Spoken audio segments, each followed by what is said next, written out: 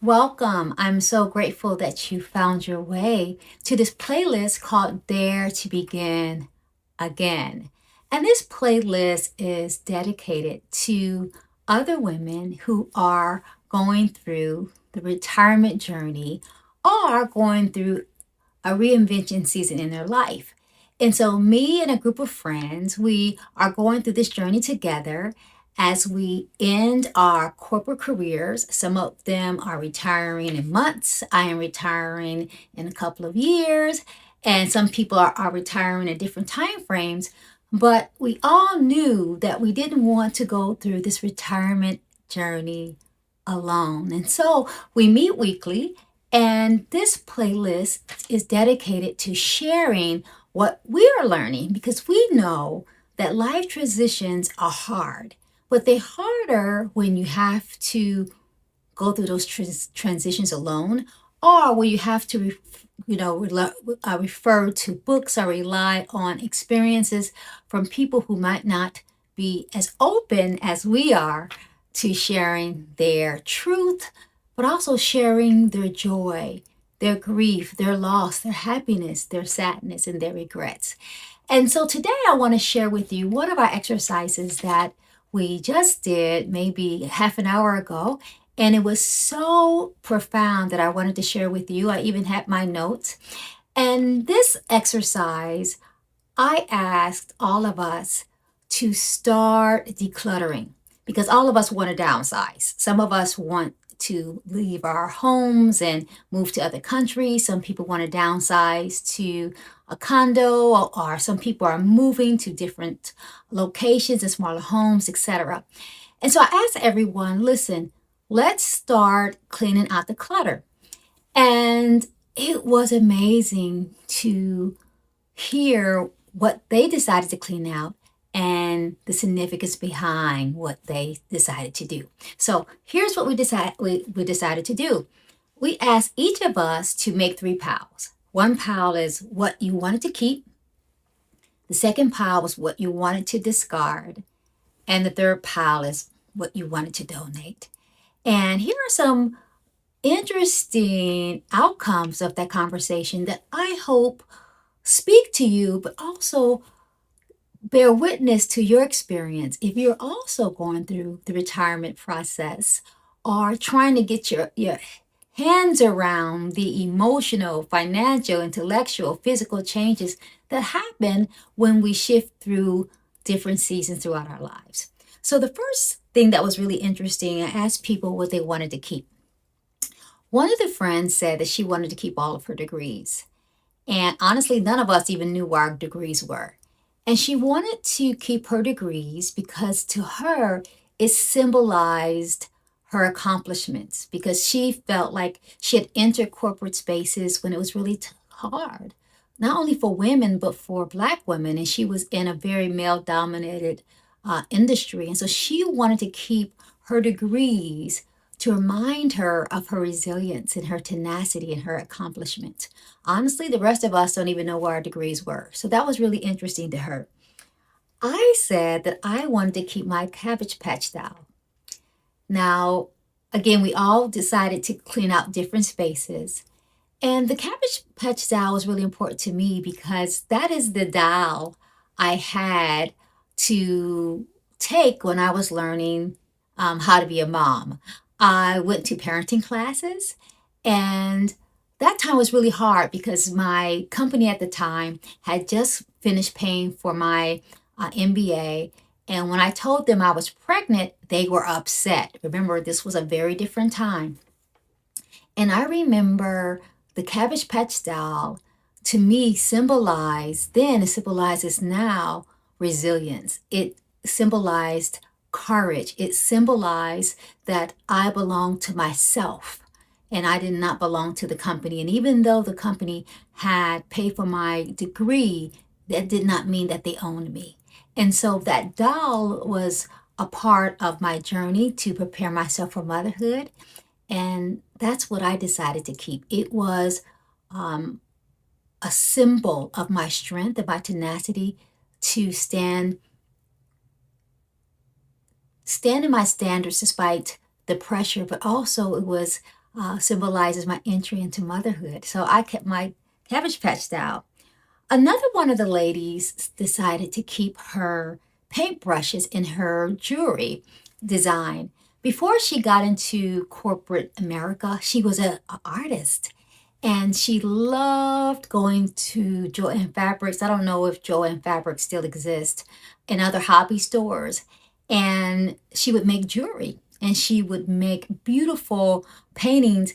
But back then, it was taught that painting and being an artist was not a real career. And so she decided to go into corporate spaces, did very, very well in marketing.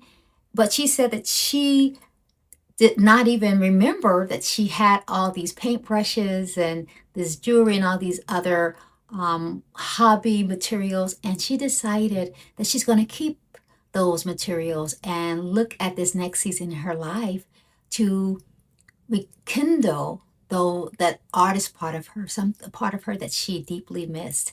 And I thought that was interesting.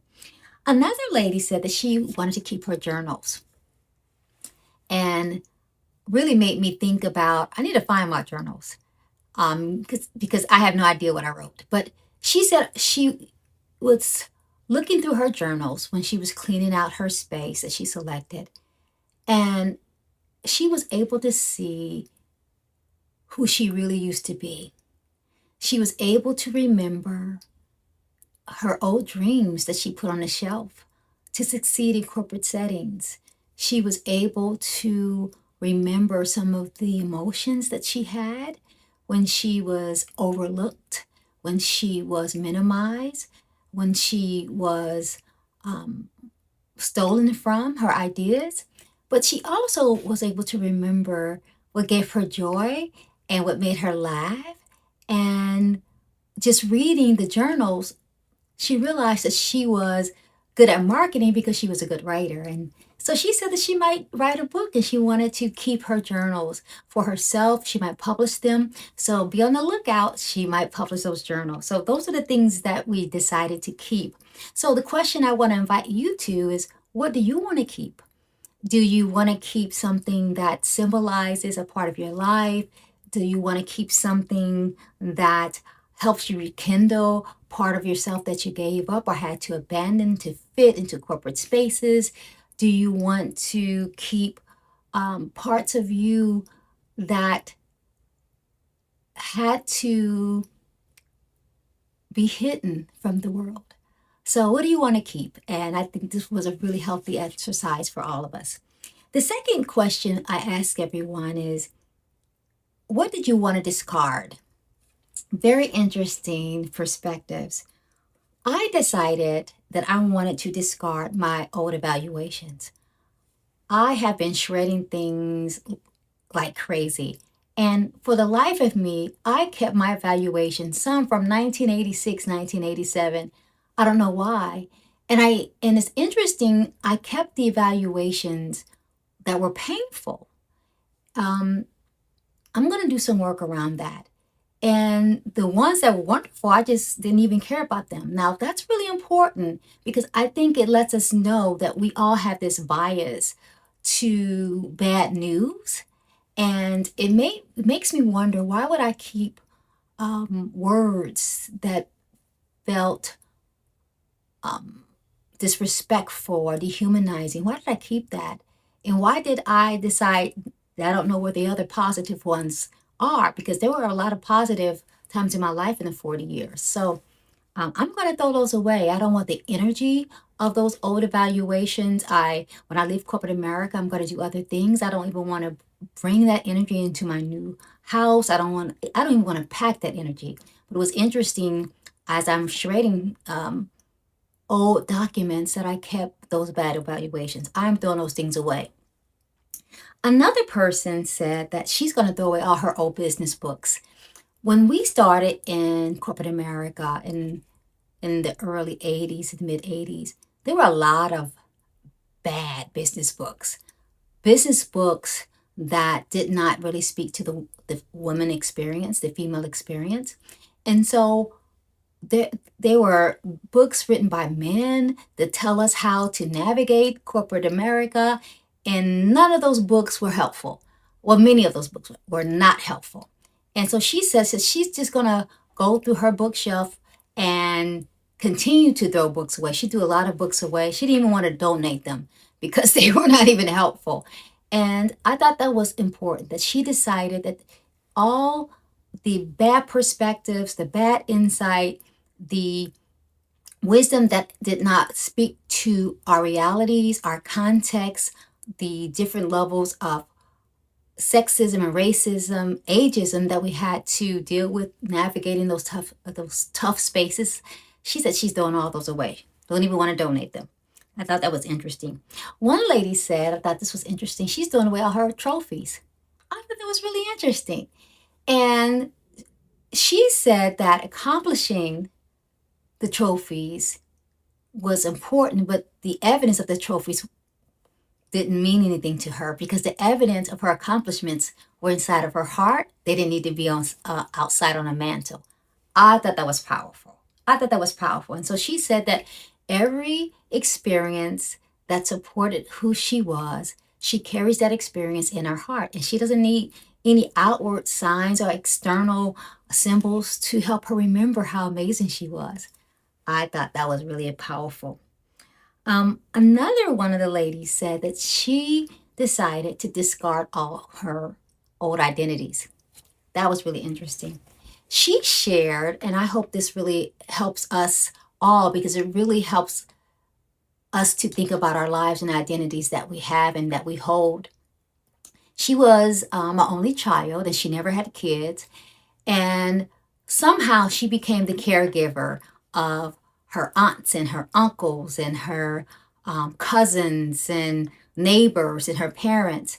And she says that throughout her life, she was always the epicenter of financial decisions, business decisions, life decisions. And she didn't want to do that anymore.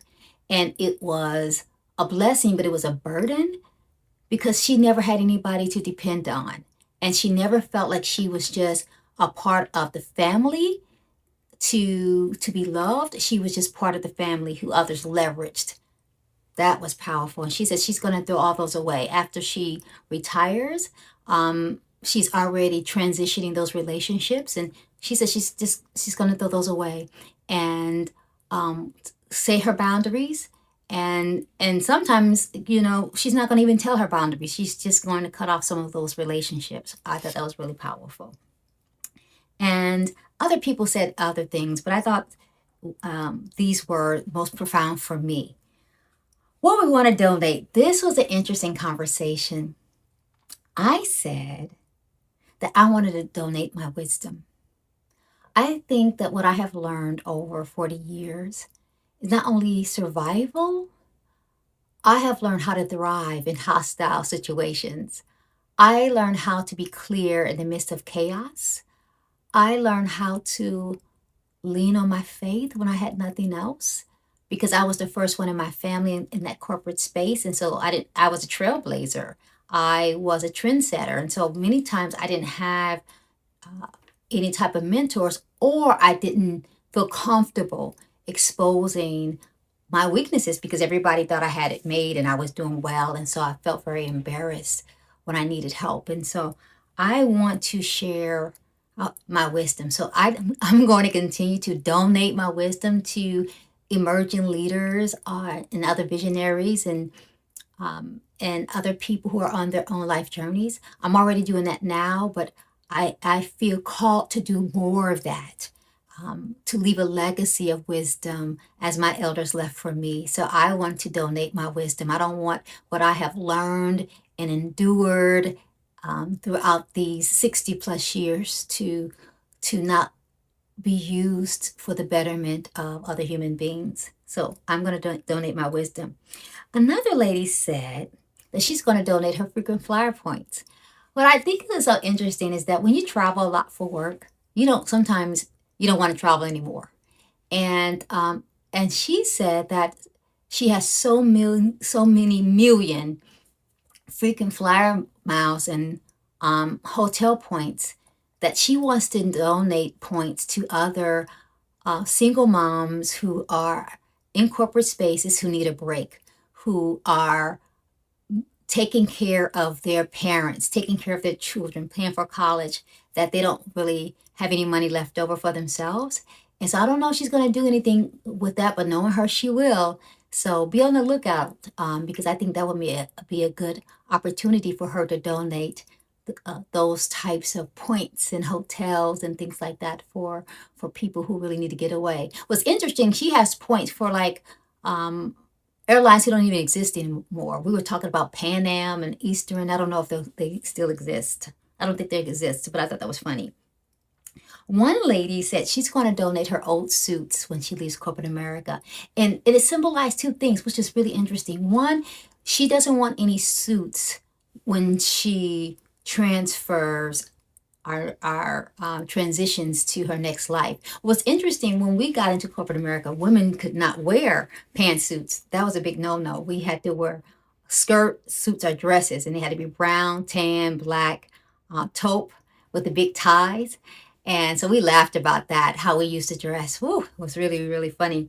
But she wants to give away those suits because to leave that portion of her life behind, but also leave back those suits because it was dictated how we had to dress. I know it's crazy now, but when I even started in corporate America, there were classes to teach women how to dress. Really, really interesting how life has changed. But also, she has lost a lot of weight. And she said those old suits that she's given away, not only do they not fit intellectually and mentally and spiritually, but now they're too big. And she says those suits that she's given away are a reminder that what happens when you don't take care of yourself, because she was trying to climb up the ladder, that she stopped really focusing on her own health. And so those suits are expensive, so she doesn't want to throw them away, but she wants to donate them to other women. So I thought that was really, really important and loving. One woman said that she wants to donate her mentors. I thought that was wonderful. It's really interesting. She had mentors in the corporate space, outside of the corporate space, some mentors in other industries, mentors of all races, all nationalities, all cultures, all genders. That was really important. And she said that there were 4 key mentors that she wished she can donate because they were really helpful to her. And so she said that she might give away gift certificates or sponsor emerging leaders so that they can work with these mentors, because those mentors knew how to not only elevate her, but they understood the culture, but also understood her character. And when you can find a mentor who understands the culture of a company, but also the character of your soul, those are the ones who can help you make transformative change, even if you are at a corporation that doesn't support you. They'll help you see your potential, even if you're not being promoted. And so she talked about those mentors. So that's the opportunity for all of us to think about our own lives and to assess what we want to keep, what we want to discard, what we want to donate. And I hope this sharing was really helpful to you. And I invite you, as you're going through your own transition, your own journey, to think about that in your own life. And again, I look forward to continue to share our journey, because it has been a journey. And I'm so grateful that I'm not going on this retirement journey alone. One of the things I know as a coach myself, that you never want to go through life transitions alone. And I'm so grateful that I am in this group with these women, and I am being a participant as well as a facilitator. And it has been one of the most healing experiences for me that I've had in a long time. So thanks so much for joining. I'm so grateful, and I look forward to sharing more from our classes next week. Blessings to you.